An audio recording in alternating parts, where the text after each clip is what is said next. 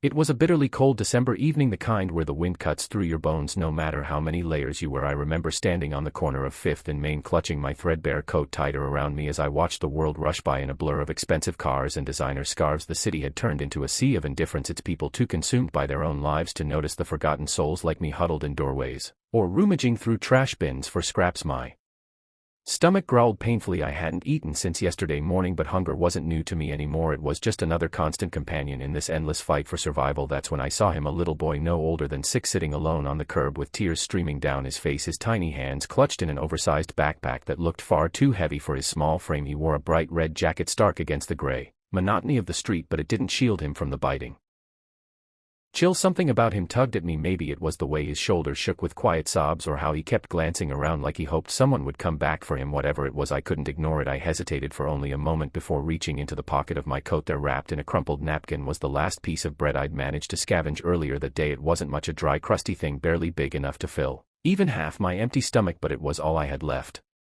For a second, doubt crept in. What if this was the difference between making it through tonight or collapsing tomorrow? But then I caught sight of the boy again, his lips trembling as he tried to stifle his cries. Without thinking twice, I walked over and knelt beside him, holding out the bread. "Hey," I said softly, trying not to startle him. "Are you okay?" The boy sniffled, looking up at me with wide, watery eyes. They were so full of fear and confusion that it nearly broke my heart. "I lost my mommy," he whispered, his voice shaking. My throat tightened, but I forced a smile. "Here, take this, it'll help until we figure something out." I pressed the bread into his small hand, ignoring the pang of hunger already clawing at my insides. He stared at it for a long moment, then at me, before finally nodding. "Thank you," he murmured, his voice barely audible over the hum of traffic behind us. And just like that, he took a bite, his tears slowing as he chewed. As I sat there next to him, scanning the crowd for any sign of his mother, I couldn't shake the feeling that this moment meant something bigger than either of us could understand. Little did I know it would change everything for both of us. The boy's gratitude was immediate and overwhelming, his small hand gripping mine tightly as if afraid I might disappear. "You're really nice," he mumbled through bites of bread, his earlier despair melting into a shy smile. I felt a lump rise in my throat. Such simple words carried more weight than he could possibly know.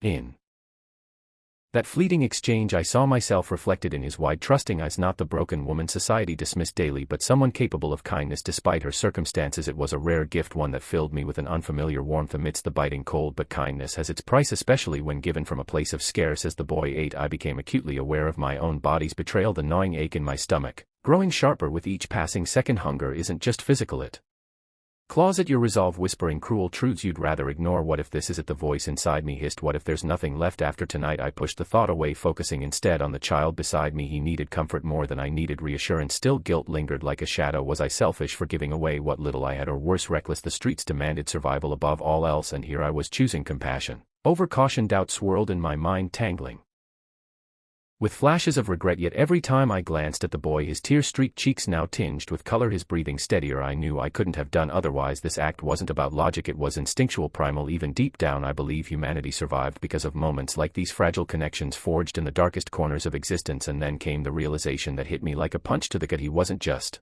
some random kid crying on a curb. His clothes, though slightly worn, were clearly expensive. The backpack he clutched bore the logo of a designer brand I recognized from glossy magazine ads I used to flip through years ago. Even his red jacket, though oversized, screamed quality. These weren't things a family struggling to make ends meet would casually afford. Panic bubbled beneath my skin. Who exactly had I helped, and why did my chest tighten at the thought? Before I could spiral further into unease, headlights swept across the pavement, illuminating us both. A sleek black car pulled up to the curb, its engine purring softly. The driver stepped out, a tall man in a tailored suit, his expression sharp with urgency. "Ethan," he called, relief washing over his features as he rushed toward the boy. Ethan scrambled to his feet, dropping the remaining bread in his haste. "Grandpa," he cried, throwing himself into the man's arms. I froze, rooted to the spot. His reality crashed down around me. Ethan wasn't just any lost child, he was the grandson of someone powerful, someone whose name likely graced skyscrapers and headlines. The implications hit me like a freight train. Had I unknowingly crossed paths with forces far beyond my understanding? The businessman turned to me, his gaze piercing yet oddly softened. "Thank you," he said simply, his voice carrying a weight that sent shivers down my spine. "You've done something extraordinary today." His words should have brought comfort, but they only deepened the storm brewing within me.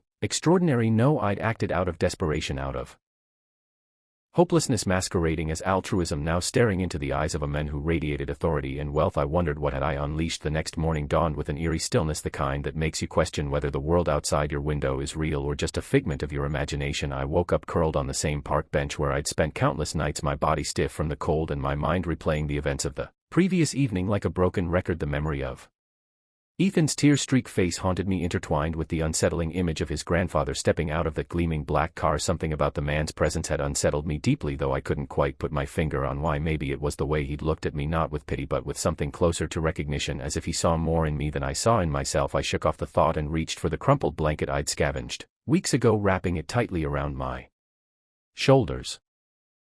The air was crisp, carrying the faint scent of rain, and the streets were eerily quiet for a weekday morning. Most people were already tucked away in their offices or homes, insulated from the harsh realities of life on the streets, but not me, not any more. Then, without warning, a sleek black SUV rolled to a stop right in front of me. My heart skipped a beat as the passenger window lowered, revealing none other than the men from last night. Ethan's grandfather. He wore the same impeccably tailored suit, his sharp features softened slightly by the early morning light. Beside him sat Ethan, beaming brightly as he waved enthusiastically. "Hi, miss," he called out, his voice brimming with excitement. For a moment I was paralyzed. Was this some cruel twist of fate? Had I unwittingly drawn attention to myself in the worst possible way? But before I could react, the man stepped out of the car, his movements deliberate and commanding. He approached me with a calm confidence that made my pulse quicken. "Good morning." "Morning," he said, his tone measured yet warm. "We need to talk." Every instinct screamed at me to run, to disappear into the labyrinth of alleys and shadows I knew so well, but something in his demeanor held me in place, an unspoken promise that whatever was coming, it wasn't entirely bad. Against my better judgment I nodded, rising unsteadily to my feet. "About what?" I asked, my voice horror from lack of sleep and too many unanswered questions. Instead of answering directly, he gestured toward the car.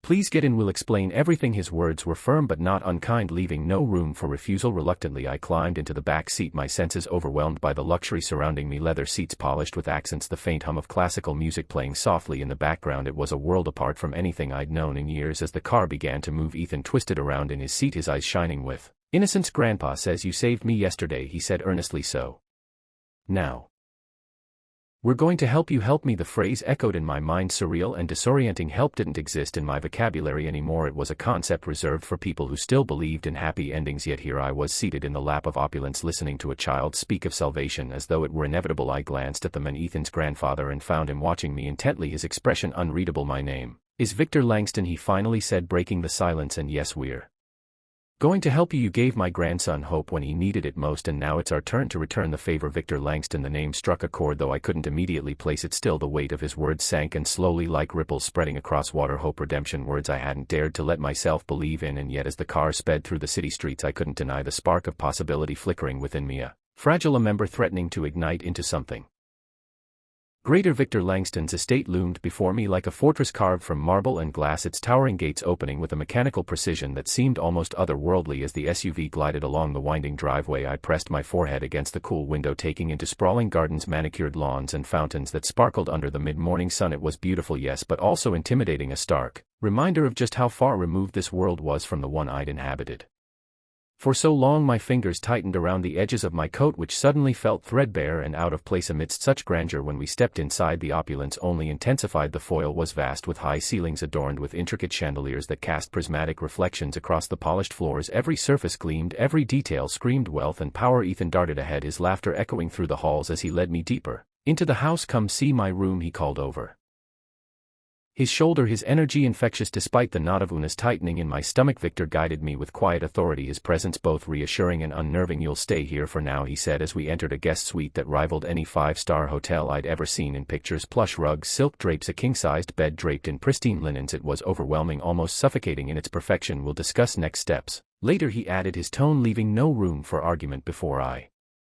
could respond, he excused himself, leaving me alone with my thoughts. Alone, that word reverberated in my mind, heavy with irony. For years solitude had been my constant companion, a bitter pill I swallowed daily. But this wasn't solitude, it was isolation wrapped in luxury, a gilded cage where every amenity came with strings attached. I sank onto the edge of the bed, my hands trembling as I tried to process the whirlwind of emotions crashing over me. Gratitude warred with suspicion, hope battled fear, and beneath it all simmered a deep-seated shame. How could I accept this? Who was I to deserve such generosity? The hours passed in a haze. Servants moved silently through the house, their efficiency bordering on invisibility. Meals appeared without request, each dish more exquisite than the last, yet I barely touched them, unable to reconcile the extravagance with a gnawing emptiness inside me. Memories surfaced, unbidden faces of friends I'd lost, promises I'd broken, dreams I'd abandoned. Each one felt Heavier than the last, dragging me further into a pit of self-loathing. By evening exhaustion claimed me, but sleep brought no relief. Nightmares plagued me, vivid and relentless. I relived the darkest moments of my past, the eviction notice taped to my apartment door, the final argument with my parents before they cut me off completely, the first night I slept on the streets shivering and sobbing until dawn. But these memories weren't mine alone, they belonged to everyone I'd failed, everyone I let down. Their voices echoed in my dreams, accusing, pleading, haunting. I woke gasping, drenched in sweat, the remnants of those phantom cries still ringing in my ears. The clock on the bedside table read 3:17 a.m.